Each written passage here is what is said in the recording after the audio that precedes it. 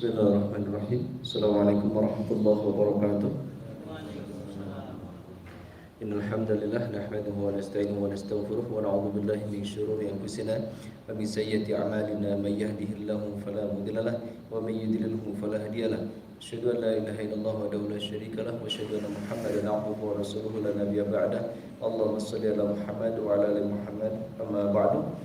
Segala puji hanya milik Allah Subhanahu wa taala yang telah melimpahkan barokah nikmat yang banyak kepada kita sehingga kita mampu berkumpul di Masjid Nurul Jamil ini, dan mudah-mudahan Allah menerima amal ibadah kita semua. Amin. Salawat beserta salam tetap tercurah kepada Nabi Allah Muhammad sallallahu alaihi wasallam serta keluarga, sahabat dan kita semua selaku umatnya. Yang terhormat Bapak-bapak DKM yang ada di sini, dan yang saya hormati semua jamaah yang hadir di Masjid Nurul Jami ini, luar biasa ini banyak. Kemudian jamaah saya dari Majelis Taklim Konversi Diniyah yang ikut Zoom, mudah-mudahan kita semua mendapatkan barokah dan rahmat dari Allah Subhanahu wa taala. Bapak Ibu yang diberkahi Allah, saya sempat kaget juga ini pengajiannya hampir 2 jam. Tadi dari jam 6 sampai jam 8 ya. Luar biasa ini. Saya kudu kuat ini. Biasanya kalau saya ngisi di luar kota minumannya sateko, ya sakit. Ya, jadi luar biasa ini ya. Luar biasa. Ya Bapak Ibu yang diberkahi Allah Subhanahu wa taala, sunnah itu kita kalau lihat arti ya ada 2 arti, secara fikih dan secara ahli hadis ya. Sunnah yang dipakai di sini adalah yang saya pakai sunnah secara ahli hadis, yaitu anjuran, yaitu contoh dari Nabiullah Muhammad sallallahu alaihi wasallam. Kalau berdasarkan asli arti fikih yang dilakukan mendapat pahala, jika ditinggalkan tidak apa-apa kan begitu ya. Tapi sunnah di situ adalah segala perilaku yang dicontohkan oleh Nabiullah Muhammad sallallahu alaihi wasallam.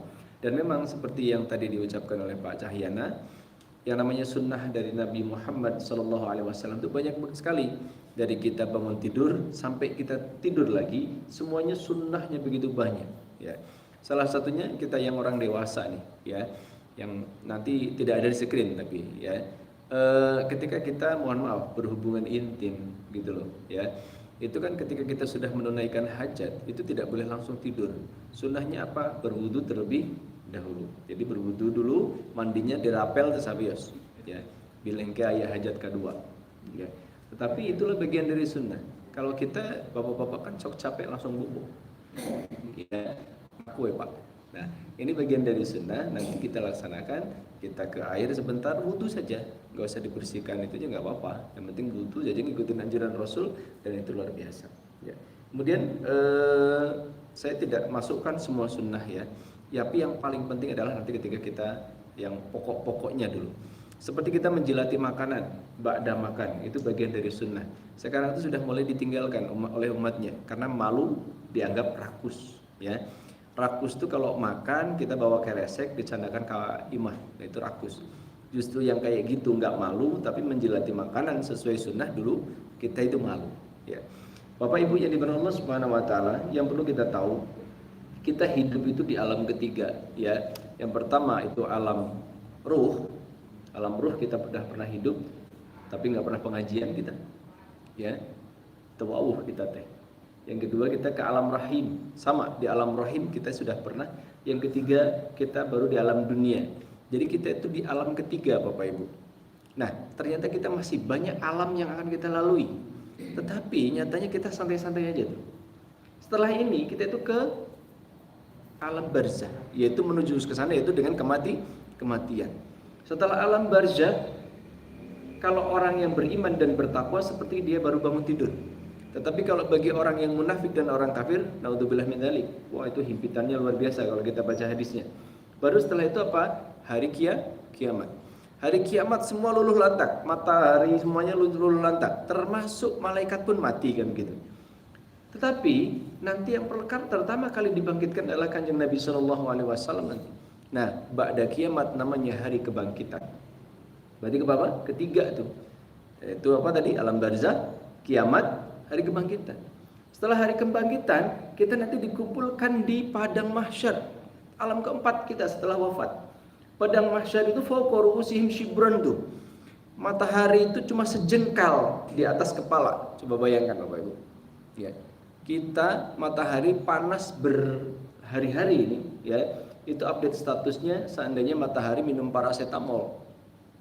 Pasti tidak sepanas ini kan gitu. Itu update statusnya hampir rata-rata seperti itu, ya. Itu menyalahi aturan, itu nggak boleh matahari minum paracetamol model kumaha, ya. Nah, kita itu terlalu banyak mengeluh gitu. Itu baru alam yang kita mengikat ke, yaitu alam padang mahsyar. Setelah padang mahsyar Bapak Ibu semua, kita itu nanti patut nggak mendapatkan syafaat oleh Kanjeng Nabi Shallallahu Alaihi Wasallam. Kelima itu. Setelah itu kita nanti akan dihisab. Setelah dihisab, penyerahan catatan amal 7, ya. Setelah itu kita nanti akan dimizan. Setelah dimizan kita ditunggu di telaga Rasulullah. Kita pantas nggak dianggap oleh Nabi Allah Muhammad kita itu umatnya atau tidak. Setelah itu Pak, ini yang paling mengerikan. Kita akan meniti jembatan as-sirat yang sering disebut siratal mustaqim. Padahal namanya jembatan as-sirat.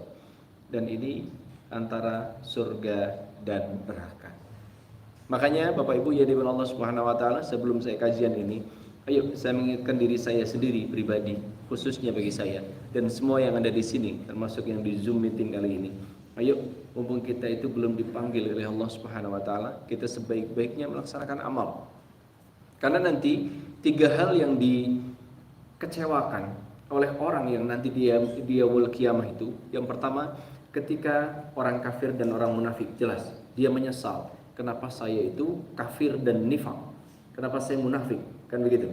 Yang kedua, orang yang ibadah tapi asal-asalan. Makanya dalam Al-Quran, qaddamtu li hayati, hidupkan saya sejenak, saya ingin ibadah, saya ingin sholat, saya ingin berbakti kepada ibu bapakku, saya tidak akan korupsi. Sedangkan orang yang muttaqin, orang yang beriman, itu menyesal juga, kenapa saya tidak melaksanakannya lebih dari itu. Bayangkan.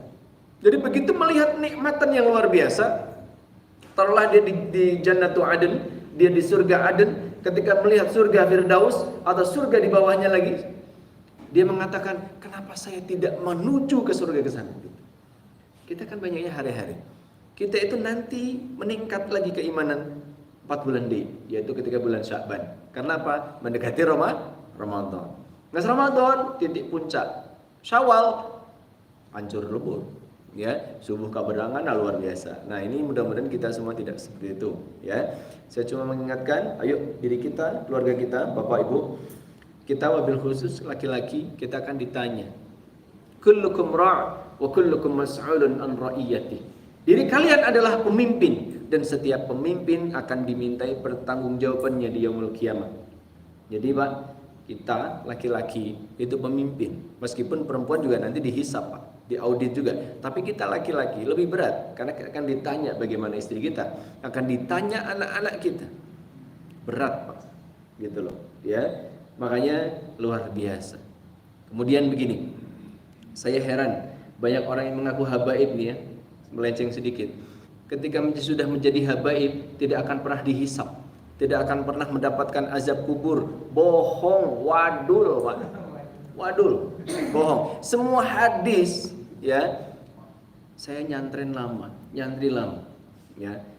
Semua hampir rata-rata di Jawa, termasuk Kiai Maimun Zubair, Kiai saya itu mengatakan bahwa hadis-hadis mengenai habaib itu hampir rata-rata dhaif dan palsu. Cuma ketika kita itu sudah dikooptasi bahwa yang namanya habaib itu keturunan Rasul, kita takut tuh. Padahal biasa aja. Sebagai contoh begini, ada sebuah hadis, ketika Fatimah melakukan kesalahan, Rasulullah SAW memarahinya sampai bilang gini, ya Fatimah, lakukan dosa, silahkan, tetapi aku tidak bisa membelamu di yaumul qiyamah. Bayangkan, Fatimah asli putri dari Rasulullah.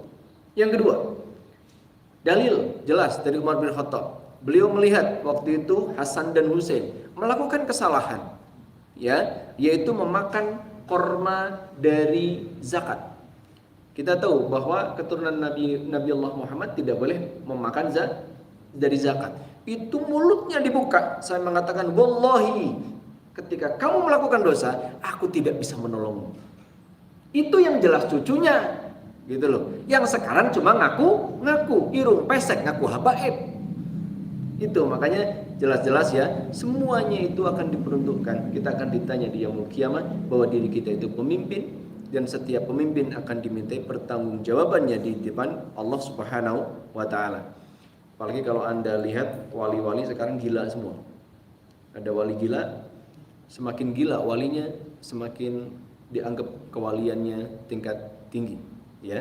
Dan itu menyalahi aturan. Nah, sunnah-sunnah yang dilakukan oleh Rasulullah Shallallahu Alaihi Wasallam, salah satunya adalah Bismillahirrahmanirrahim, 2 rakaat salat sunnah wudhu. Ya, ini jelas bahwa salat sunnah syukril wudhu itu adalah bagian dari sunnah Nabi Muhammad Sallallahu Alaihi Wasallam. Ma min ahadin yatawaddau fayuhsinul wudu'a wa yusalli rak'ataini yuqbilu biqalbihi wa wajhihi 'alaihima illa wajabat lahul jannah. Tidaklah seseorang berwudu dan menyempurnakan wudunya lalu salat 2 rakaatain dengan sepenuh hati dan jiwa, melainkan wajib baginya mendapatkan surga. Kita ambil contoh kecil, yaitu siapa? Bilal bin Rabah. Bilal bin Rabah saat itu masih hidup, gitu. Bilal bin Rabah saat itu masih hidup. Kemudian Bilal bin Rabah itu ketika Isra Mi'raj, Nabi Allah Muhammad sallallahu alaihi wasallam itu mendengar terompahnya Bilal, Bapak Ibu. Srek atas lebet kasur surga, gitu loh. Nah, saat itu ketika setelah pulang beberapa hari Rasulullah sallallahu alaihi wasallam itu Isra Mi'raj, nanya ke Bilal, "Hei Bilal, apa amalanmu sehingga kamu itu kok terompahnya itu terdengar ketika aku Isra Mi'raj ada di surga?" Bilal mengatakan, "Saya nggak punya apa-apa kecuali apa? Saya ba'da wudu melaksanakan sholat 2 rakaat." Dan ini penting Bapak Ibu yang dimuliakan Allah Subhanahu wa taala, sholat sunnah syukril wudu. Jadi kita berwudu gitu loh ya. Kemudian salat sunnah 2 rakaat. Yang penting jangan di masjid. Ketika masuk ke masjid Anda menjadi salat tahiyatul masjid. Seperti gini, Anda masuk ke Masjid Kuba ya. Masjid Kuba itu kan ada halaman dulu. Kemudian Anda masuk ke dalam. Jangan masuk ke dalam dulu. Ketika Anda sudah punya wudu dari luar, Anda itu sholat sunnah dulu di luar pelataran itu. Kalau di Masjid Kuba ya, sholat sunnah dulu, baru setelah itu masuk, silahkan sholat tahiyatul masjid, gitu ya. Ada perbedaan. Seperti ada sholat hajat, ya sholat tahajud kan gitu. Berbeda. Sholat tahajud mah ba'da tidur. Kalau sholat hajat beda lagi cerita. Sholat apabila kita itu punya hajat, dan itu juga ulama khilafiyah. Karena ba'da sholat kita diperbolehkan untuk meminta hajat kepada Allah Subhanahu wa ta'ala. Kemudian Bapak Ibu ini dengan Allah Subhanahu wa ta'ala melaksanakan 2 sholat sunnah fajar, ya. Jadi di sini jelas bahwa Nabi Allah Muhammad sallallahu alaihi wasallam tidak pernah meninggalkan sholat sunnah fajar. Meskipun perbedaan di kalangan ulama itu berbeda-beda. Ada yang namanya sholat sunnah fajar itu adalah sholat subuh. Ada yang mengatakan sholat sunnah fajar itu sholat sunnah sebelum adzan subuh. Tetapi yang kuat adalah sholat sunnah qabla subuh, gitu ya. Jadi sholat sunnah qabla subuh adalah sholat fajar. Raka'atul fajri khairum minad dunya wa ma fiha. 2 sholat sunnah sebelum subuh atau fajar itu lebih baik dari dunia dan seisinya. Kita tahu ya bahwa ada 2 sholat sunnah yang tidak pernah ditinggalkan kanjeng Nabi, yang tidak pernah ditinggalkan oleh Nabi Allah Muhammad SAW, yaitu sholat sunnah qabla subuh dan sholat witir, Pak. Jadi bukan tahajudnya, tapi apa? Sholat witir. Jadi sempetinlah kalau bisa itu kita. Kan sekarang subuh itu 4:30 lah taruh gitu ya. Jam 4 kita sudah bangun. Nah kalau sudah terbiasa kita ke masjid, bangun jam 4 mah enteng Pak. Yang berat mah nembean. Ya kan? Berat mah nembean. 3:30 kalau udah biasa, insya Allah 3:30 bisa. Kita sholat dulu 2 rakaat ringan gitu ya. Bisa jadi tadi salat sunnah syukrul wudu, atau mungkin langsung salat sunnah tahajud lah 2 rakaat nggak apa-apa gitu ya. Kemudian salat 1 rakaat untuk witir. Kita biasakan seperti itu, insya Allah gitu. Kalau sudah terbiasa enak. Yang jadi masalah kita itu berat untuk membiasakan, ya. Karena sudah terbiasa tidak melaksanakan, jadi kita hari-hari, Pak. Jadi ayo kita bisakan bangun jam 4 atau setengah 4 nih, ya, setengah 4 kita latihan yuk, ya. Salat tahajud 2 rakaat, 3 witir gitu loh. Atau kalau Pak berat Pak, 3 witir aja dulu gitu ya. Kemudian dilanjut kita ke masjid. Bari bapak-bapak salat sunnah tahiyatul masjid dulu, baru setelah itu salat sunnah qobla subuh. Nah, insyaallah itu nikmat kalau sudah seperti itu. Ajak anak-anaknya kan gitu ya. Saya ke santri-santri saya juga begitu ya. Selalu mengingatkan ke mereka untuk pentingnya sholat sunnah. Mau tidak mau terserah, yang penting selalu diingatkan. Tetapi ada yang melaksanakan, ada yang tidak. Nama naga santri kan gitu, ya. Jangankan santrina, ustadz lagi sok kedul. Kamu jamaahna kan gitu, ya, luar biasa. Kemudian dalam hadis yang lain riwayat Imam Muslim, lahuma ahabbu ilayya minad dunya jami'an. 2 rakaat salat sunnah fajar lebih kucintai, ahabbu, daripada dunia seluruhnya. Bayangkan, jadi lebih dicintai, luar biasa. Makanya dibiasakan sholat sunnah qobla subuh.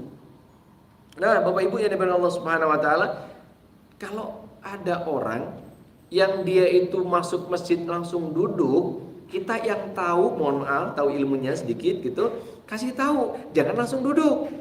Silahkan sholat sunnah 2 rakaat berdasarkan hadis begini. Ada sahabat Nabi Allah Muhammad sallallahu alaihi wasallam ketika itu masuk masjid tidak langsung salat sunnah tapi langsung duduk. Ketika khutbah Jumat Rasulullah memperingatkan salat sunnah dulu, itu khutbah Jumat gitu loh. Di lain pihak pernah ada seorang sahabat yang langsung duduk masuk itu, ditegur juga oleh Nabi Allah Muhammad sallallahu alaihi wasallam, disuruh salat sunnah 2 rakaat. Nah, kita itu bisa melaksanakan itu. Bagaimana kalau umpamanya mau digabungkan? Boleh, menggabungkan antara yang sunnah dengan yang sunnah itu boleh. Berdasarkan kaifiyat fikih itu boleh. Contoh begini ya, ketika Anda masuk ke masjid itu, Anda awalnya pertama niat, yaitu niat salat qobla, niatnya tahiyatul masjid. Ketika tahiyatul masjid ternyata detiknya itu sudah tinggal 2 menit. Anda alihkan ke salat qobla subuh, itu diperbolehkan. Yang penting jangan sunnah biwajib. Sunnah kewajib itu nggak boleh. Tetapi kalau sunnah bisunnah itu boleh. Jadi kalau namanya Anda tadinya salat tahiyatul masjid, kemudian si orang yang komatnya itu sudah berdiri, itu kan pertanda berarti ya anggasanlah salat gitu ya. Berarti Anda bisa alihkan. Berarti Anda melaksanakan salat qobla zuhur, taruhlah begitu. Nah, itu dalam kaidah fikih itu diperbolehkan ya.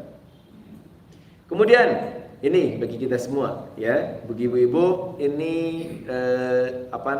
tidak wajib ya. Begini, yang namanya sholat di masjid bagi laki-laki itu, kalau Imam Hanafi itu wajib ain, yaitu fardu ain. Makanya diikuti oleh, mohon maaf, sebagian orang-orang Wahabi, padahal Wahabi nggak ada sebenarnya ya. Cuma mereka memang wajib. Karena berdasarkan hadis, Nabi Allah Muhammad pernah mau membakar rumah orang yang tidak sholat di masjid. Kalau Imam Ahmad bin Hambal, fardu saja, bukan fardu ain, bayangkan. Ya. Nah, yang di pertengahan itu adalah Imam Malik dan Imam Syafi'i. Mengatakan itu adalah sunnah muakkadah. Nah, kita itu Bapak Ibu yang diberkahi Allah Subhanahu wa taala, sebagai laki-laki sebaiknya kalau tidak ada udzur ke masjid, selesai. Gitu aja. Gak usah perkara hukum deh. Kita ngikutinnya adalah itu contoh dari Nabi Muhammad sallallahu alaihi wasallam. Pokoknya kalau sudah ngikutin Nabi Muhammad beres. Kita gak akan ditanyain kenapa kamu gak ngikutin presiden, kenapa gak ngikutin gubernur, kenapa Anda tidak ngikutin ketua PBNU, ketua Muhammadiyah? Nggak akan ditanya. tetapi Anda akan ditanya cuma satu, kenapa kalian menyelisihi Nabi Muhammad SAW, gitu aja. Gitu loh, ya. Cuma satu, yaitu kita menyelisihi Nabi atau tidak. Karena kita itu nanti pantas mendapatkan syafaat atau tidak, itu yang pertama. Yang kedua, kita itu pantas nggak sih nanti di telaga itu kita berjumpa dengan Nabi Allah Muhammad Sallallahu Alaihi Wasallam. Karena ada yang sampai begini Pak dalam hadis itu, ya, Nabi Allah Muhammad itu memanggil umatnya, ta'al, kemari.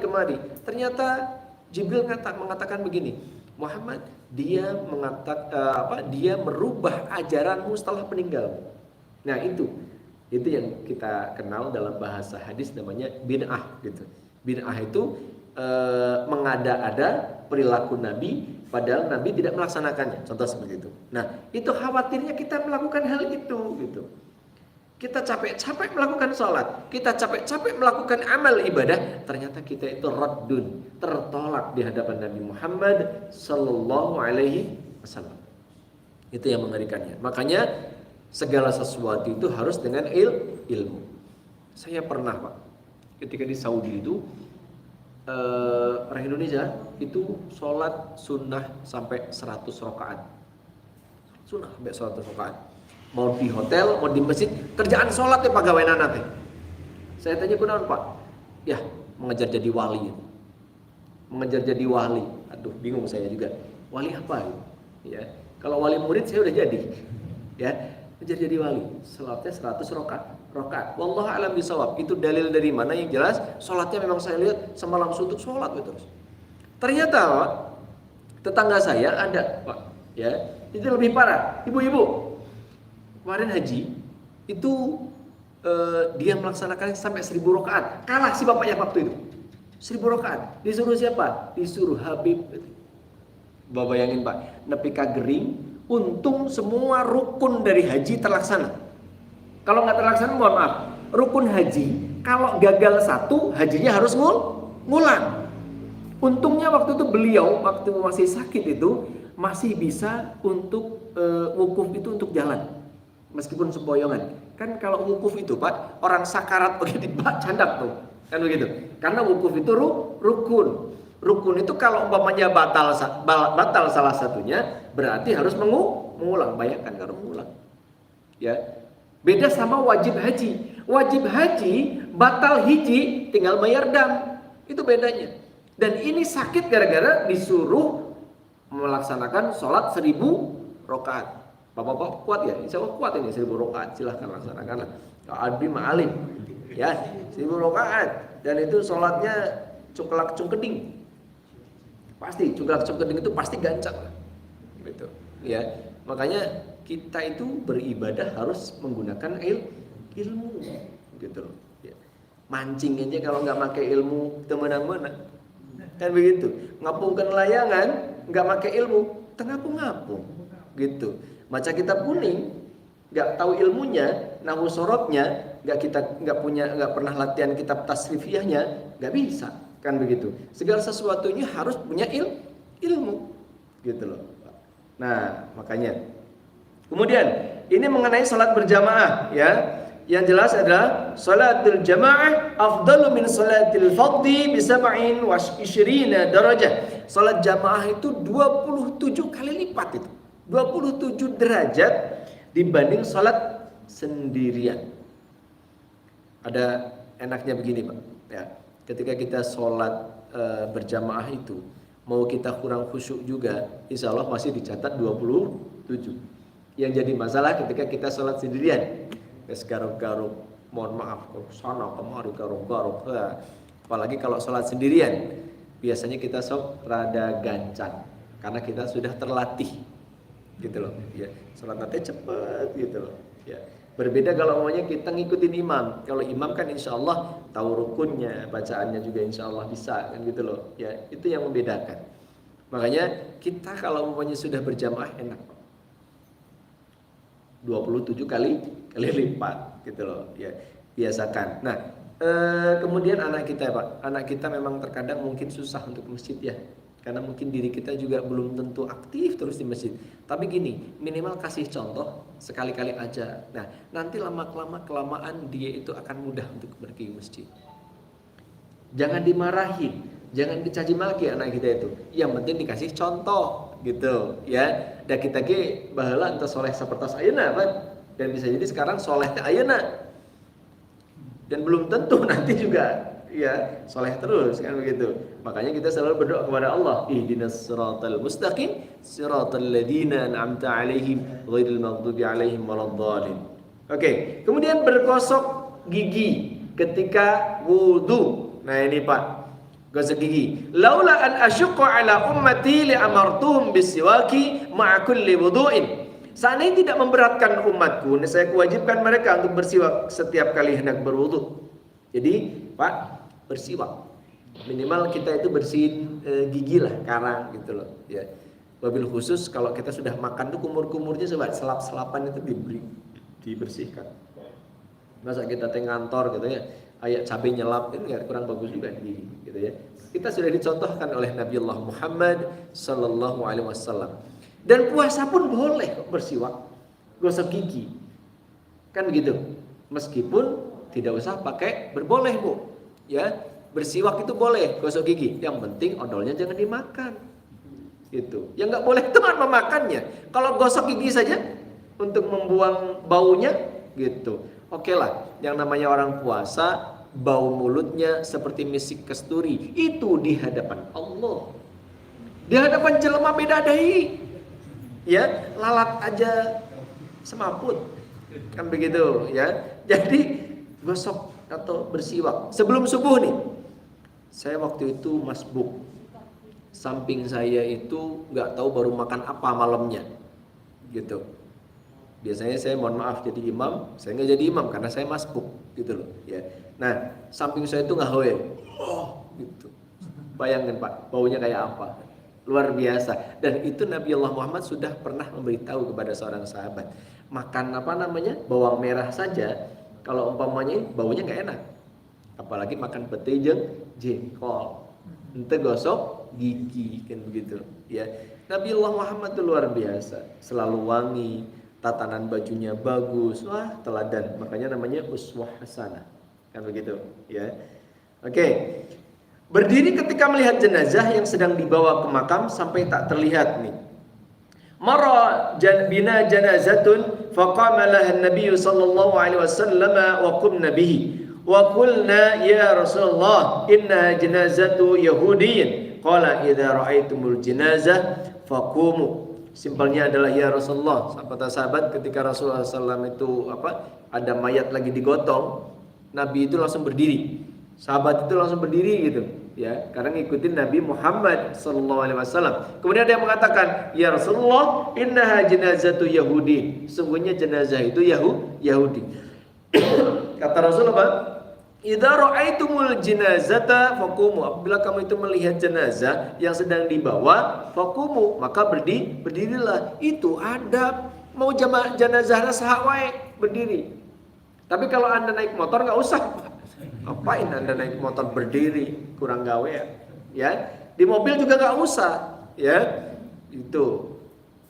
Kemudian ketika di saat-saat yang udzur nggak perlu. Ini adalah orang yang apabila dia itu dalam posisi duduk atau posisi yang dia itu sanggup berdiri, silahkan untuk berdiri. Karena itu bagian dari sunnah Nabi Muhammad sallallahu alaihi wasallam. Nah ini.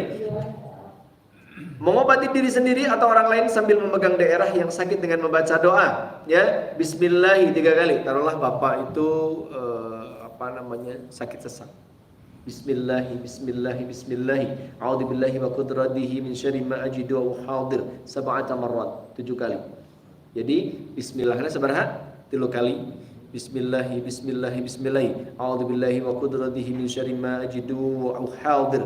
7 marrat, 3 kali, 7 kali, baca itu Mas, gitu ya.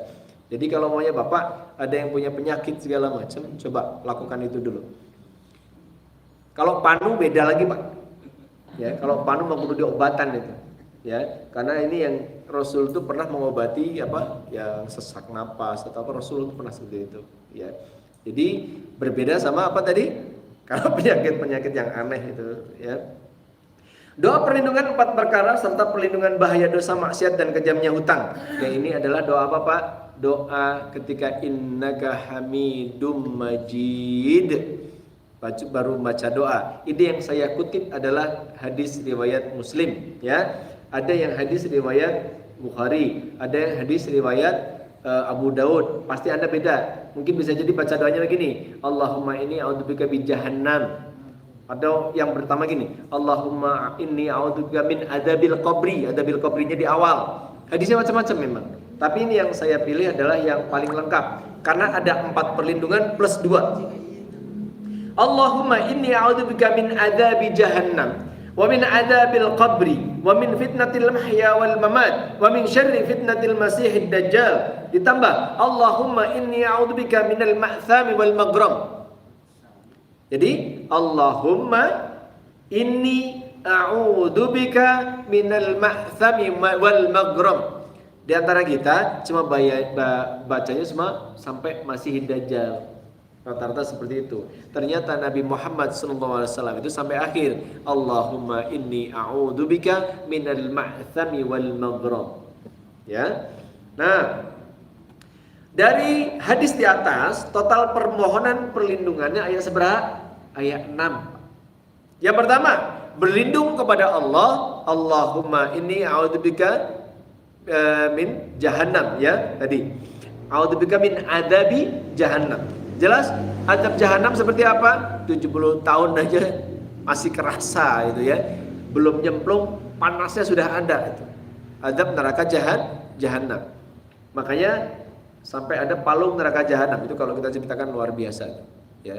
Palung neraka jahanam itu salah satunya adalah ulama ya.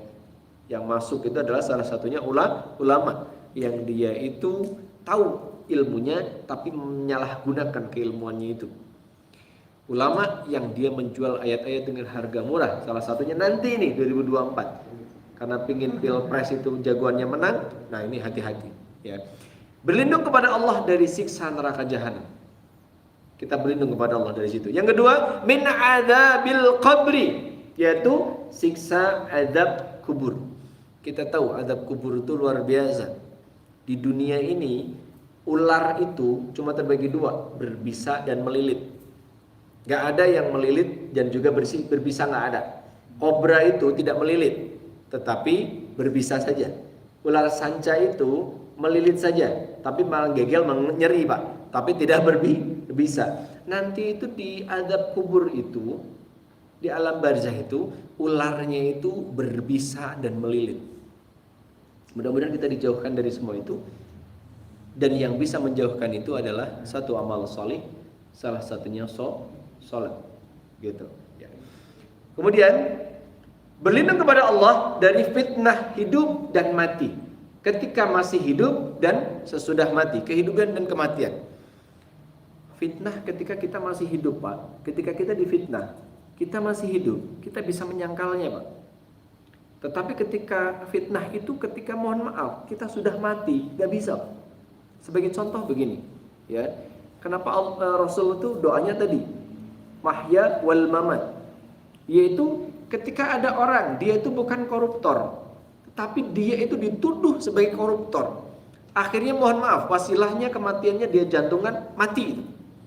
Tetapi apa? Dia sudah tertuduh menjadi seorang koruptor.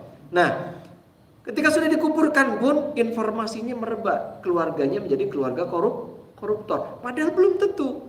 Nah, fitnah itu, kekacauan itu adalah kekacauan ba'dal mamat, yaitu kekacauan ba'da kematian. Dan itu ribet, Pak. Siapapun yang menyebarkan kesalahan itu, dosanya semuanya berkesinambungan. Makanya ada namanya dosa jariyah. Makanya kalau umpamanya mengenai orang lain, sebaiknya kita tidak boleh, apalagi personal, menyebut nama, itu nggak boleh. Jangan sampai kita ikutan.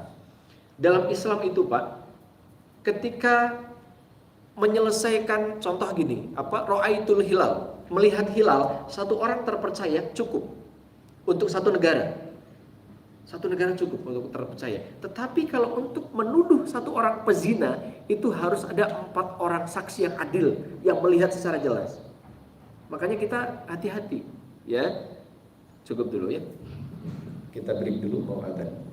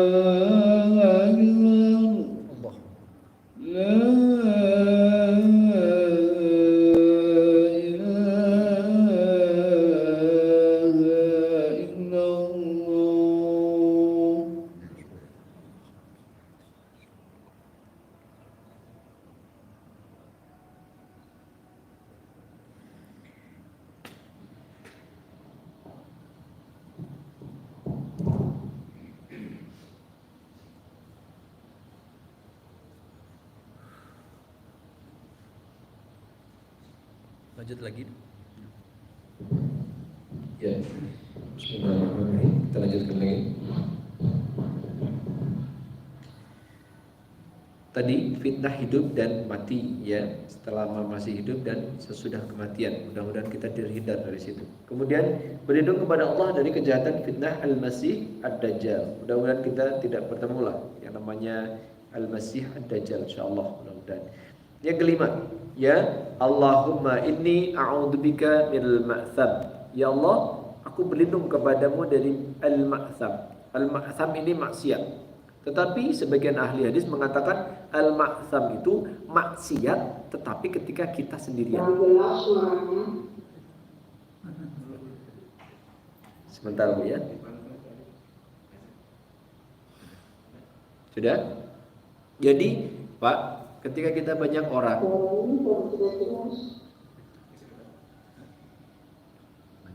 lanjut aja ya. Ketika kita bareng-bareng Pak, insya Allah maksiat bisa direm Pak, karena kita ada rasa malu terhadap orang lain. Ketika kita maksiat, di depan kita ada istri kita bisa jadi malu Pak. Ketika kita mau maksiat, ada anak kita bisa menjadi malu Pak. Termasuk pakaian. Anda pakai baju koko, kemudian mau melaksanakan maksiat bisa jadi malu. Tetapi mohon maaf, ketika kita keluar kota sendirian, ketika kita di kamar sendirian, ketika kita ke tempat yang tidak dikenal orang, bisa jadi kita bermaksiat. Ya kan? Makanya al-ma'tham itu salah satunya seperti itu. Betapa banyak orang tergelincir di situ.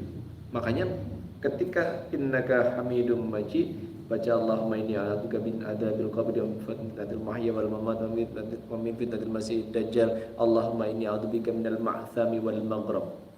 Jadi apa? Minal ma'tham. Dari maksiat. Wabil khusus maksiat yang kita tidak dilihat oleh banyak orang. Itu maksiat yang luar biasa. Dan ini menyalahi adalah tauhid rububiyah dan juga tauhid uluhiyah. Tauhid rububiyah itu kita meyakini Allah menciptakan kita. Kita yakin Allah itu melihat kita. Tetapi tauhid uluhiyah adalah bagaimana ibadah kita itu tidak bergantung kepada Allah. Padahal kita tiap hari inna salati wa nusuki wa mahyaya wa mamati lillahi rabbil alamin. Tuh, luar biasa ya. Kemudian berlindung kepada Allah dari kejamnya hutang. Allahumma inni a'udzubika minal ma'tham wal maghrib, dan kejamnya hutang, Pak. Kenapa Rasulullah SAW mengatakan maghrib? Hutang itu kok kejam? Hutang itu sulit. Karena hutang itu, Pak, tidak main-main. Betapa banyak Nabi Allah Muhammad tidak mau menyolatkan orang yang masih punya hutang. Coba Anda cek, mau di Google. Kan ini jamaah Google ya. Setting Google, gitu ya. Coba aja lihat Anda, bagaimana Nabi Muhammad SAW selalu bertanya, apakah jenazah ini punya hutang atau tidak? Ketika masih punya hutang, Rasulullah mundur, karena Rasulullah tahu konsekuensinya. Allahumma firlahu warhamhu, ya Allah, ku mohonkan ampunan untuknya, segala macam. Kan kalau Rasul yang berdoa untuk Allah, pastikan gitu. Tetapi kan masalahnya gak gitu. Ya ayyuhalladzina amanu idza tadayantum bidainin ila ajalin musamma faktubuh. Ya. Ketika Anda baca surat Al-Baqarah ayat 282, ayat terpanjang dalam Al-Qur'an mengenai utang piutang. Kalau punya hutang segala macam wajib dicatat. Di situ maknanya adalah utang luar biasa. Kongsian kerjasama wajib dicatat. Kemudian Bapak Ibu, ketika nanti orang yang tidak mau bayar hutang atau mati dalam keadaan hutang, dalam hadis itu jelas, meskipun dia mati syahid, dia terhalang untuk masuk surga sebelum orang yang berhutang sama yang dihutangi dipertemukan. Hutang itu seperti itu. Makanya banyak teman-teman saya yang SK PNS-nya gitu ya. Mohon maaf ya, jangan tersinggung. Ya, itu disekolahkan istilahnya itu. Hanya untuk beli mobil ras. Hanya untuk pingin beli mobil ini dan itu. Itu apa enggak ngeri? Di bank sudah jelas ribanya. Riba itu dosanya paling minimal adalah berzina dengan ibu kandung. Kenapa nggak belajar ngumpulkeun heula? Gitu loh. Second kita naon ya, yang penting raos kan begitu. Ya, terlalu memaksakan diri gitu. Ya. Nah, Bapak Ibu yang dimana Allah Subhanahu wa taala, dari 6 perlindungan tadi, berlindung kepada Allah dari siksa neraka jahanam, berlindung kepada Allah dari siksa kubur, berlindung kepada Allah dari fitnah kehidupan dan kematian, berlindung kepada Allah dari kejahatan fitnah al-masih ad-dajjal, berlindung kepada Allah dari maksiat, wabil khusus maksiat yang tersembunyi, kemudian berlindung kepada Allah dari kejamnya hutang. Insyaallah itu saja, mari kita tanya jawab ya. Konklusinya adalah kesimpulannya adalah sunnah dari Nabi Muhammad SAW. Apa yang kita ketahui, ayo kita laksanakan. Karena jangan sampai kita nyesel bahwa sunnah yang kecil-kecil itu di hadapan baginda Rasul, di hadapan Allah itu nilainya sangat tinggi sekali. Ya, oke. Barakallahu li wa lakum. Maka apabila ada yang mau didiskusikan.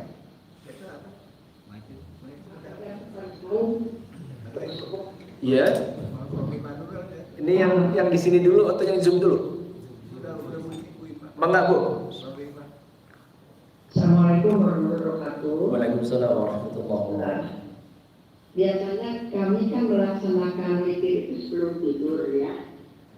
Nah, kalau sudah tidur itu salat sunat yang biasa dikerjakan tanpa tahajud ya, tanpa witir lagi.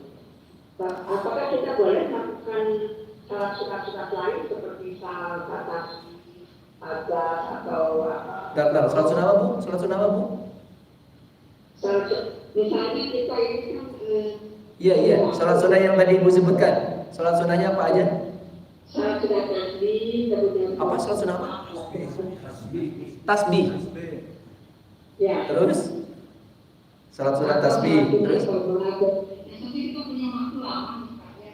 Jadi saya kan ingin melaksanakan kan tasbih itu biasanya lama ya, hampir 1 jam apa salat sunnah tasbih itu. Tapi kita punya waktu, jadi nanti di akhir kita melaksanakan salat sunnah tahajudnya misalnya. Itu boleh yang begitu atau memang hanya untuk salat sunnah tahajud saja. Ya, Bu. Gini Bu ya. Saya termasuk orang yang tidak melaksanakan sholat tasbih ya, karena sholat tasbih itu diperselisihkan oleh para ulama. Khawatir sholat tasbih itu gini, ketika Rasul itu melaksanakan ibadah pasti ada contohnya, dan hadis mengenai sholat tasbih saya bertanya ke sana kemari, kecuali guru-guru saya di pesantrenan pasti mengatakan sholat tasbih itu boleh ya, karena pahamnya beda. Tetapi kalau yang mohon maaf ya, keilmuannya berbeda gitu loh ya, memang hadis mengenai sholat tasbih itu dhaif. Nah, ketika dhaif tidak perlu dilaksanakan. Ya, mungkin Ibu bisa berbeda dengan saya, tetapi kalau saran saya, ibadah harus menggunakan kaifiyat ilmu gitu.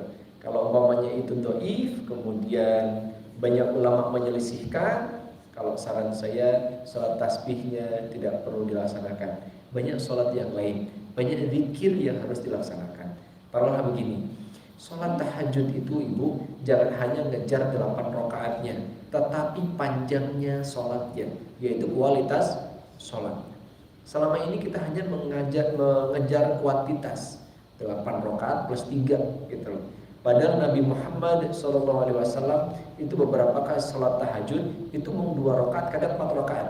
Tetapi dari tengah malam sampai menjelang subuh. Berarti apa? Kualitasnya itu luar biasa. Jadi diperpanjang sholatnya Bu. Jadi jangan diperbanyak sholatnya nanti, gitu loh. Ya. Kemudian kalau Ibu sudah ini baca Al-Quran. Baca Al-Quran itu nikmat. Gitu. Kita tahu artinya atau tidak tahu artinya mendapatkan pahala. Wallahu a'lam bishawab. Insyaallah seperti itu, Bu. Sebetulnya kami juga dulu kan terlambat untuk boleh sebelum ada yang itu bisa lebih. Ini kan yang sekarang disalahkan itu kan kami mengikuti biasanya kajian-kajian dengan Imam Istiqlal yang personal ini memang jangankan untuk salat tasbih itu kalau bisa tiap hari gitu ya. Ya, gini Bu. Imam Istiqlal kalau ada panduannya ke Imam Istiqlal silahkan ya. Cuma kita juga ada panduan yaitu Imam Masjid Haramain ya, yaitu Imam Masjid Nabawi dan Imam Masjidil Haram, umpamanya seperti itu. Kita bisa memperbandingkan itu. Khawatirnya gini, ketika menyarankan sebuah sholat, sebuah ibadah, tetapi tidak dilakukan oleh Rasul, khawatir itu kita capek-capek, tapi tidak dianggap ibadah. Kemudian Ibu ya diberkahi Allah Subhanahu Wa Taala ya, kata ulama namanya Syekh Abdul Aziz bin Abdullah bin Bas, selangkah pun jangan pernah menyelisihi Nabi Muhammad SAW. Selangkah pun jangan, gitu loh. Nanti khawatirnya gini, ketika sudah melaksanakan itu, kita juga nanti melaksanakan sholat Rebo Kasan. Tahu sholat Rebo Kasan? Sholat Rebo di akhir bulan apa namanya? Ya itulah, ya. Itu bukan dari kanjeng Nabi, bukan dari Nabi Muhammad SAW, tapi banyak orang yang melakukan itu. Karena sudah membudaya sholat Rebo Kasan dilaksanakan di masjid, pakai toa segala macam. Akhirnya seolah-olah itu dilakukan oleh Nabi Muhammad. Padahal Nabi Muhammad itu nggak pernah kan begitu. Dan penulisnya, pengarangnya kitab itu sendiri yang melaksanakan Rebo Kasan sendiri, sebenarnya dia itu mengakui bahwa itu kreativitas dia. Nah, ibadah itu bukan kreativitas. Ada contoh. Itu yang penting. Bahwa segala sesuatu itu ada contohnya. Siapa contoh kita? Nabi Muhammad Sallallahu Alaihi Wasallam. Selesai. Mau 1000 ulama mengatakan harus berbeda, kita ngikutin aja yang kira-kira sama dengan Nabi Muhammad Sallallahu Alaihi Wasallam. Itu Allah alam bisawab. Ya, silakan mungkin yang di sini. Masih Pak Ustaz. Sama-sama. Jangan susah-susah Pak ya, nanti saya nggak bisa jawab.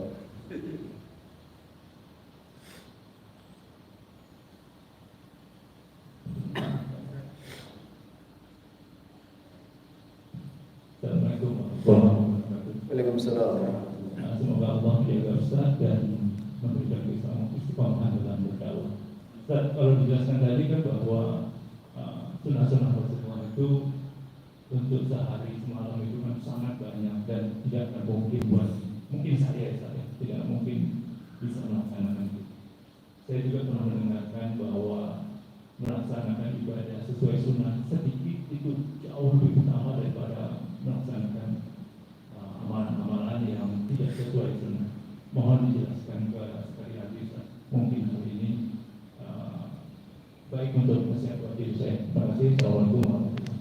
Waalaikumsalam warahmatullahi wabarakatuh. Ya. Ada seorang ulama di Saudi itu santrinya itu pakai sandal dengan satu sandal. Ya. Karena sandal yang satu agak jauh gitu. Ya. Kemudian sang ulama mengatakan, jangan kau pakai satu sandalmu sehingga jengklek gitu.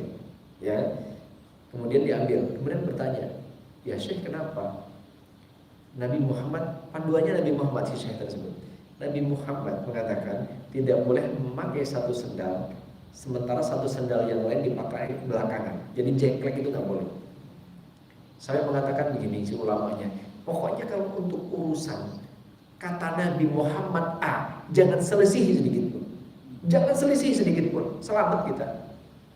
Saya tanya, ibadah itu mudah nggak kalau ikutin Nabi? Mudah Pak. Ya.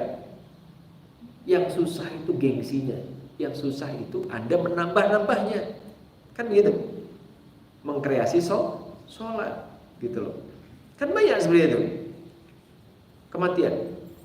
Sesudah kematian kan kita tahu dalilnya ya, bahwa seorang idza matal insan, apabila seorang itu mati, in qata amaluhu, terputuslah amalnya illa min salas, kecuali 3 hal kan tadi ya, yaitu shadaqatin jariyah, kemudian amalun salihun ya, kemudian waladun salihun yad'ulah, doa anak salih untuk.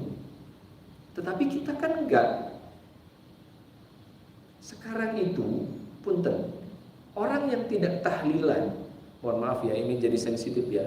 Punten Pak Cahyana tengondang deui tengah naon, tapi harus saya sampaikan ya. Masalah tahlilan. Ketika orang tidak sholat, ketika orang tidak puasa, kita tidak berani menjustifikasi eta teh Islam naon. Kita nggak berani menghukumi begitu. Tetapi begitu ada orang tidak tahlilan, eta Islamna naonnya, dia omong sekampung Pak. Iya kan? Bapak saya ketika meninggal tidak ditahlili, ceritanya itu. Sementara paman saya ketua PKB. Jadi kami disidang sampai dibilang tidak berbakti, durhaka segala macam. Yang kami takutkan adalah kita itu durhaka kedua-duanya. Durhaka kepada orang tua, durhaka kepada Rasul. Kan begitu. Sampai sekarang intimidasinya luar biasa.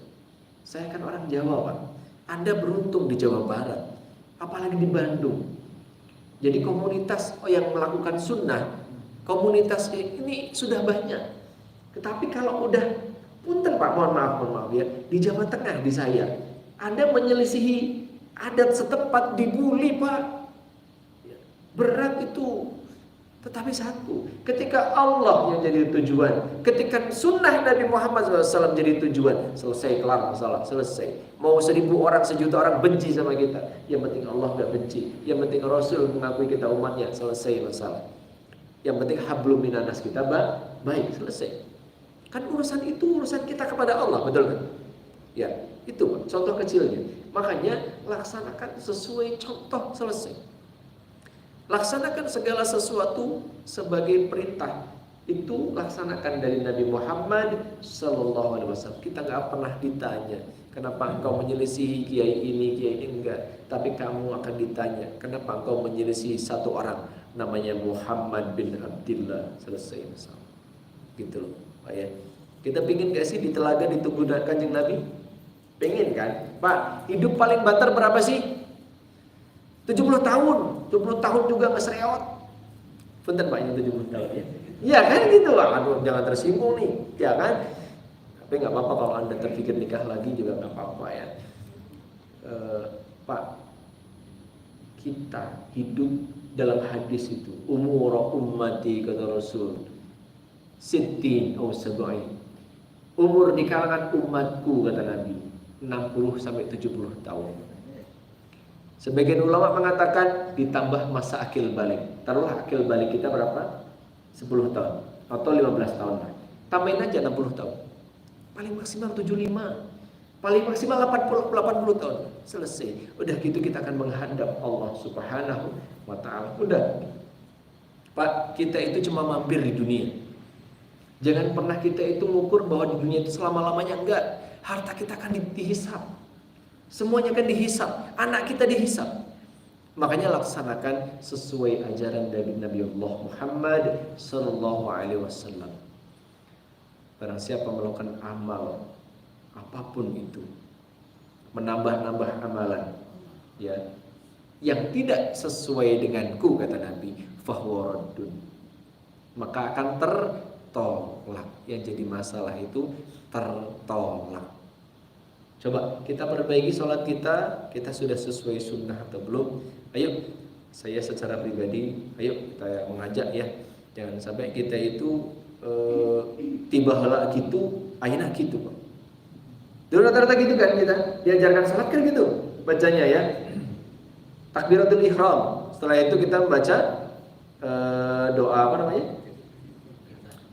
Iftitah ya. Tibalah bacanya kabira walhamdulillahi katsira wa subhanallahi bukratan wa asila. Padahal ada yang lain. Allahumma ba'id baini wa baina khataaya. Kan gitu. Ada lagi yang lain. Hamdan katsiran thayyiban mubarakan. Kan begitu. Banyak. Nah, ini gitu loh. Padahal bukan dari Allahu Akbar kabiranya. Bahkan ada inni wajjahtu wajhiyya. Sampai dari inni wajjahtu gitu. Kita perbaiki semuanya coba. Dari Al-Fatihah kita, baca Al-Quran kita, termasuk zikir Pak nih ya. Zikir kita banyak yang ditambah-tambah, mohon maaf nih. Kalau dari Nabi Muhammad sallallahu alaihi wasallam, astagfirullah 3 marrat, astagfirullah. Kita kadang mohon punten ya. Itu terserah ya, Anda mungkin berselisih dengan saya, enggak ada masalah. Cuma kadang kita astagfirullahaladzim wa la ilaha illallah wa atubu ilaihi. Dipanjangin luar biasa. Itu boleh, memang silahkan. Tetapi kita ingin mendekati Nabi enggak? Kalau kita ingin mendekati Nabi, istighfarnya cuma 3 kali. Astagfirullah. Mau ditambah sebanyak-banyaknya silakan. Tetapi kalau ingin mendekati Nabi, Rasul itu mempermudahnya salasa marrat. Kemudian apa? Allahumma antas salam wa minkas salam tabarakta ya dzal jalali wal ikram. Tambah lagi doa, Allahumma la mani'a lima ataita wa la mu'tiya lima mana'ta wa la yanfa'u dzal jaddi minkal jaddu. Kalau khusus untuk maghrib sama subuh, Rasul ditambah apa? Itu ayat kursi. Allahu la ilaha illa huwal hayyul qayyum. Setelah itu baca apa? Qulhu al-falaq an-nas. Semuanya ada di hadis Bukhari dan Muslim. Baru setelah itu baca subhanallah 33 kali, alhamdulillah 33 kali, Allahu akbar 33 kali. Selesai. Gitu loh, ya. Ngikutin sunnah itu luar biasa. Simpel sekali Pak tadi, ya. Jadi kalau kita ingin diaku umat Nabi Muhammad SAW, lakukanlah insyaallah ya. Mungkin kita akan melalui kita tidak disukai orang segala macam, sah-sah saja. Nah itu mah jangankan kita, Nabi Muhammad saja tidak disukai, dia juga difitnah. Coba perbaiki diri kita insyaallah itu ya. Termasuk suatu saat saya pernah diajak undang disuruh ceramah, ternyata ada bidu wanita yang saya tidak tahu bahwa bidu wanita itu nyanyi sholawatan sambil joget. Saya pun keluar dulu gitu. Iya Pak, saya pernah gitu. Beberapa waktu yang lalu diundang, ternyata ada sholawatan kayak gitu. Luar biasa, ini gimana ini modelnya gitu loh. Sholawat, ada musik, joget nih gitu ya. Makanya kayak gitu. Akhirnya apa? Orang melihatnya bukan sholawatnya, tapi dengan birahi yang nyanyinya cantik, makanya ngapret gitu loh. Bapak-bapak yang lempoan kayak gitu. Yang jadi masalah talbisul haqqa bil batil, mencampur adukan antara yang benar dan yang batil. Allahu a'lam bishawab. Jadi seperti itu Pak ya, insyaallah. Ada chat Pak. Apa itu? Chat direct Pak. Assalamualaikum. Gimana misalkan kita sholat tahajud tapi sholat isya-nya tidak, apa hukumnya? Makasih. Sholat maktubah, sholat wajib itu tidak tergantikan, ya. Sedangkan sholat tahajud itu hukumnya sunnah. Kita tidak melakukan pun nggak apa-apa. Jangan sampai amalan sunnah dilaksanakan, kemudian sholat isya hente, gitu loh, ya. Jangan sampai seperti itu. Tetap aja hukumnya nggak boleh, Pak. Haram hukumnya, ya. Seperti gini, sholat subuh dah hente, tapi sholat duha. Sholat duha pakai kunut nanti kan, nggak boleh, ya. Tetap tidak diperbolehkan. Pokoknya amalan wajib itu laksanain dulu, gitu, ya. Iya. Assalamualaikum warahmatullahi wabarakatuh. Waalaikumsalam warahmatullahi wabarakatuh. Ini masalah sholat juga ya.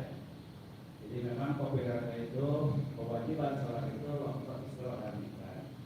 Jelaskan dari 20 sampai 5 waktu.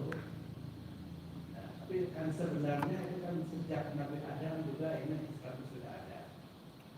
Ya, kemudian ada dalam Al-Quran juga misalnya Nabi Zakaria atau Nabi Musa. Nah, kemudian akhir-akhir ini itu postingan video di mana yang memimpin sholat itu wanita. Sholat kayak seperti itu.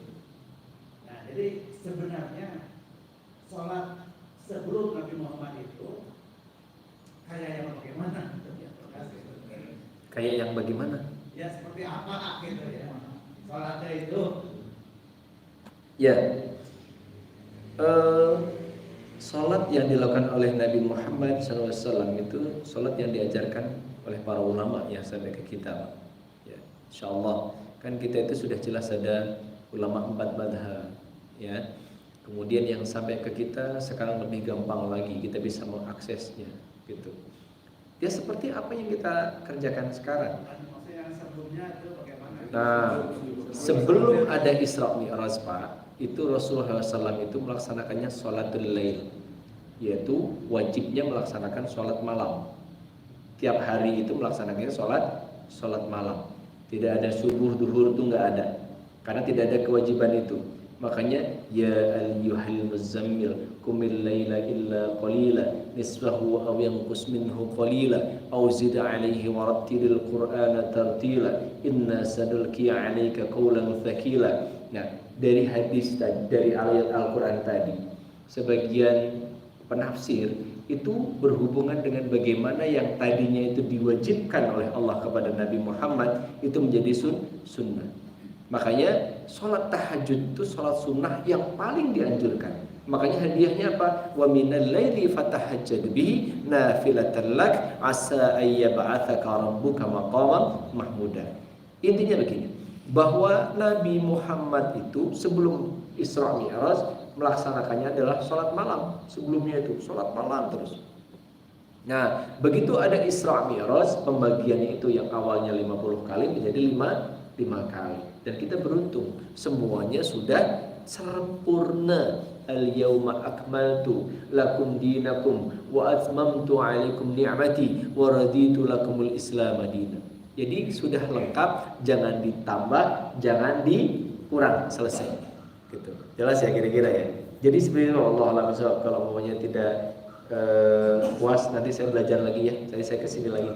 Jadi saya terakhir lagi ke Profesor ya. Insyaallah seperti itu Pak. Jadi pada dasarnya sholat itu jelas kita itu semenjak Isra Mi'raj. Sebelum itu Nabi Muhammad SAW melaksanakannya sholatul lail. Nah, bagaimana dengan nabi-nabi yang lain? Sholatnya benten-benten. Kalau dalam kisah Nabi Ismail, kemudian Nabi Ibrahim berbeda sholatnya. Kemudian Nabi Sulaiman sholatnya sambil duduk, gitu loh. Jadi subhanallah, pokoknya yang paling lengkap adalah kita, yaitu dari Nabi Muhammad SAW. Makanya dalam surat Shaf itu jelas. Wa idh qala Isa ibn Maryam ya bani Israil inni rasulullah ilaikum musaddiqan lima baina yadayya minat taurati wa mubasysyiran bi rasul ya'ti min ba'di ismuhu Ahmad.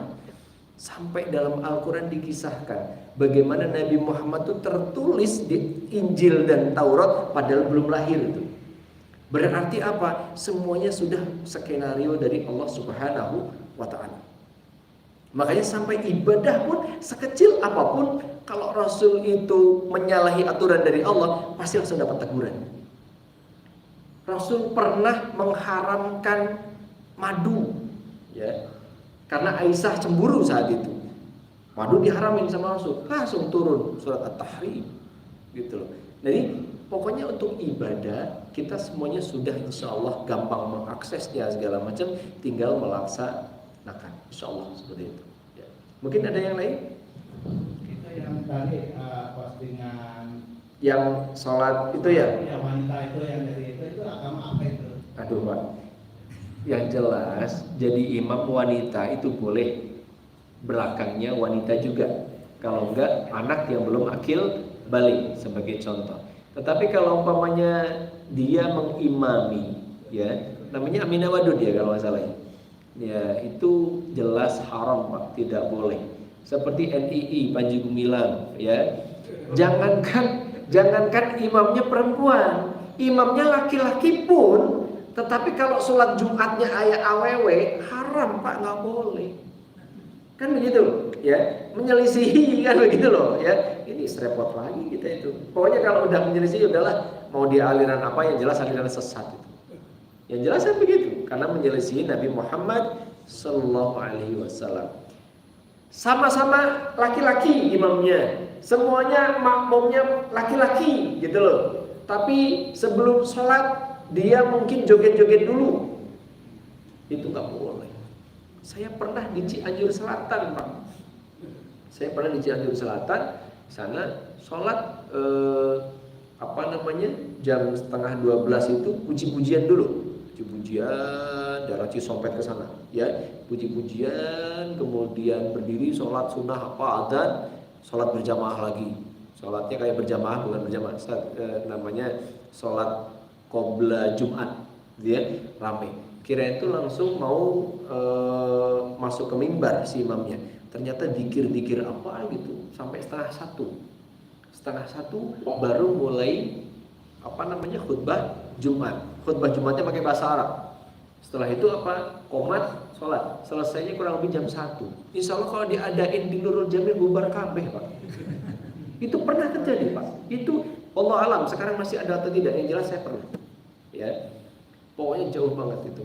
Bayangin Pak, 11:30 tos rame, tapi pujian heula. Subhanallah itu, ya. Setengah jam 1 Pak kerek beres tuh ya. Itu yang kerja kayaknya pingsan semua. Gitu loh. Allah alam. Ada yang tanya lagi ya atau doa? Assalamualaikum Ustaz. Waalaikumsalam warahmatullahi wabarakatuh. Maaf mau bertanya Ustaz. Iya, dengan siapa nih Mas? Dengan Ibu Anesti. Oh, dengan itu. Jemaah MTKD Ustaz. Oh, jemaah MTKD. Bukan. Gimana Bu? Ini Pak Ustaz, kan kalau ada mayat yang perempuan, katanya kalau diturunin ke yang lahat itu suka ditanya itu Pak Ustaz, yang Suka apa? Yang Suka ditanya. kalau ada mayat mayat perempuan, kalau yang menurunnya katanya suka ditanya, adakah laki-laki yang tidak bercampur sebelumnya dengan istrinya di kamu itu? Ya. Kenapa? Gini, untuk memasukkan ke liang lahat memang ada sebuah dalil dari Nabi Muhammad SAW. Nabi itu bertanya, yang tadi malam nggak campur sama istrinya siapa? Gitu. ya campur KB. Jadi saya Rasulullah turun ke bawah. Jadi Allah alam itunya hikmahnya seperti apa. Cuma yang jelas untuk menurunkan jenazah ke liang lahat itu memang ada hadisnya. Rasul tuh tanya dulu, siapa yang tadi malam nggak campur? Yang tidak campur suruh turun. Yang campur sama kolong-kolong pasti kan, gitu loh. Ya. Tetapi yang disuruh adalah yang tidak bercampur, yang tidak jima, Pak. Ya. Itu memang ada bagian dari adab menurunkan jenazah. Itu bagian dari sunnah, Bu. Terima kasih. Ya, nggak saya tulis itu. Jadi seperti itu. Yang repot Pak, campur KB repot. Kan, Allah alam bizawab, tapi kayaknya nggak juga. Ya. Jadi memang bagian dari sunnah seperti itu. Ya, ajaran dari Nabi Muhammad SAW. Terima kasih sudah masuk itu. Ada hadis seperti itu Pak. Siapa yang tadi malam tidak bercampur sama istrinya? Saya Rasulullah, suruh turun ke bawah. Gitu loh. Ini ilmu baru Pak. Tapi hadisnya memang ada tuh. Ya, di kita kan nggak asal lebet-lebet kayak gitu. Ya, terima kasih seperti itu. Dan saya pernah Pak. Misalnya, jamaah saya itu ada yang meninggal perempuan, gitu. Kemudian saya takziah, gitu ya. Ya. Itu yang mandiinnya depan atasnya saya sudah perintahkan, tutup total, memandikannya di jalan Pak. Ya, terus terawang gitu. Orang tuh keluar masuk gitu, astagfirullahaladzim, gitu. Kasihan. Yang di atas di lantai 2 ada yang moto Pak. Di Indonesia itu negara yang luar biasa, gitu. Makanya, ya sebentar. Saya bilang dari awal tolong tutup semuanya. Bagian dari adab itu memandikan jenazah itu ditutup semuanya. Dan ada lebih tercengang lagi ketika memandikan pimpinannya sholawatan. Bagian dari adab memandikan jenazah itu nggak boleh sholawatan. Salatullah salam. Coba bayangkan Pak, nggak boleh. Dari kita talqin saja. Ketika kita mentalkinkan jenazah, mentalkin orang yang mau mati Pak, itu nggak boleh ada yang nangis Pak. Yang nangis itu suruh keluar. Karena apa? Saat itu dia head to head untuk bertemu dengan Allah tuh. Akan dicabut nyawanya. Itu apa? Kita itu disuruh la ilaha talqin lakinu mautakum. Talqinkan orangmu yang mau mati. Kan begitu. Bukannya suruh mengenali diri, jangan. Mama ini aku mau kenal. Orang mau meninggal itu tidak akan pernah kenal dirinya. Dia sudah mulai terhijab tapi hijabnya sudah dibuka sama Allah. Talqin. Begitu dia sudah mengucapkan la ilaha illallah, diam Pak. Dalam hadis itu suruh diam kita. Kalau dia itu sudah meninggal, gak perlu diulang talqinnya. Tetapi ketika umpamanya dia itu masih cekik-cekik ibaratnya masih ini, talqinkan lagi. Nah, lucu lagi di Indonesia mentalkin itu orang yang sudah mati gitu ya. Mentalkinnya di atas kubur kan gitu. Anda pernah lihat kan? Membaca gitu ya. Mentalkin ke orang sudah mati. Padahal dalilnya lakinu mautakum. Talkinkan olehmu orang yang akan mati. Gitu ya. Tadi ada yang mau bertanya ya? Halo? Atau cukup?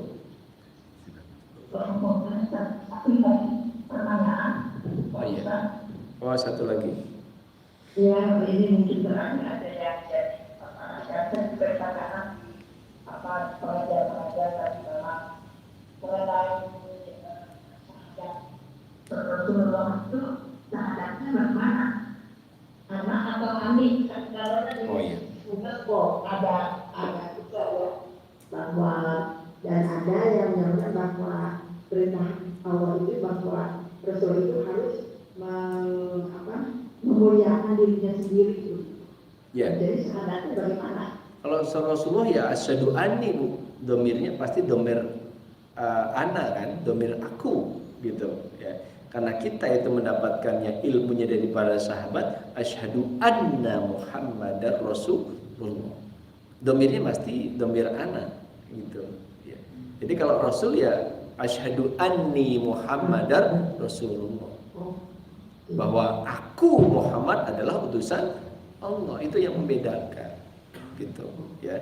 Wallahu a'lam bishawab. Karena ada juga yang menyampaikan bahwa sama bahwa kita itu kan nanti bahwa Rasulullah juga sama dari anak bukan anak, tapi ada juga memang ya menyampaikan bahwa ani Rasulullah itu jadi sebetulnya ani ya. Iya Bu, kalau domirnya kan memang beliau itu menyebut dirinya. Rasulullah itu menyebut dirinya itu sudah berkali-kali bahwa aku itu utusan Allah. Aku utusan Allah. Rasul itu berkali-kali dan itu pantas karena memang Rasulullah itu utusan Allah. Yang nggak boleh itu Muhammad Sayuti, tukang cukur ngaku Muhammad, itu nggak boleh ya. Jadi domirnya jelas, asyhadu anni Muhammadar Rasulullah. Insyaallah seperti itu. Allah a'lam bishawab. Kita cukupkan dulu ya. Nunggu Pak Ustaz. Ya, sampai-sampai Ibu ya. Kita berdoa dulu kepada Allah Subhanahu wa taala. A'udzubillahi minasyaitonir rajim. Bismillahirrahmanirrahim. Allahumma anta rabbi la ilaha illa anta khalaqtani wa ana 'abduka wa ana 'ala ahdika wa wa'dika mastata'tu a'udzu bika min syarri ma sana'tu abu'u laka bi ni'matika 'alayya wa abu'u bi dhanbi faghfir li fa innahu la yaghfiru dhunuba illa anta ربنا لا تزغ قلوبنا بعد إذ هديتنا وهب لنا من لدنك رحمة إنك أنت الوهاب ربنا آتنا في الدنيا حسنة وفي الآخرة حسنة وقنا عذاب النار آمين آمين يا رب العالمين سبحانك اللهم وبحمدك أشهد أن لا إله إلا أنت أستغفرك وأتوب إليك السلام عليكم ورحمة الله وبركاته